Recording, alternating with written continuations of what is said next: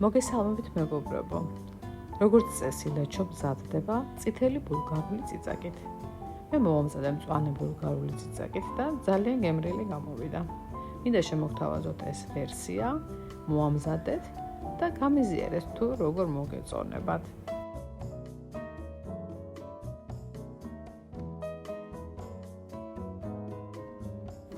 ნახევარი კილო პომიდორი გავრეცხე, გავჭერი 4-ად, გამოვაცალე თეთრი ნაწილები, მოვათავსე ბლენდერში და კარგად დავაბლენდერე.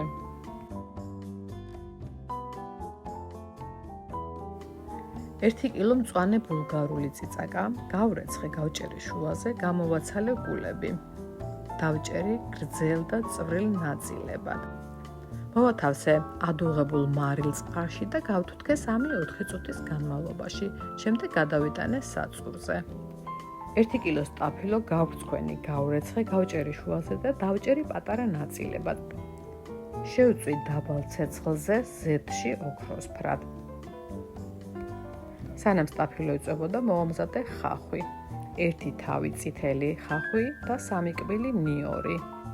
გავრცხვენი, გავრეცხე, დავჭერი წვრილად. ამასობაში სტაფილოც დაიბრაცა, გადავიტანე ცალკე თასში და იგივე ტაფაში მოვბრაწე ხახვი და ნიორიც. შემდეგ დავამატე დაბლენდერებული პომიდორი და ვშუშე დაახლოებით 3-4 წუთი. მანამდე მოვამზადე მწვანილი 100 გრამი ოხრახუში და რამდენიმე ღერი ნიახური. დავჭერი წვრილად და ჩავამატე ტაფაში.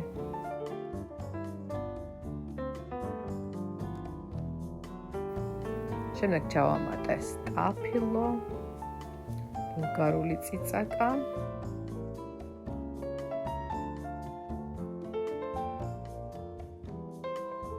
მარილი გემოვნებით.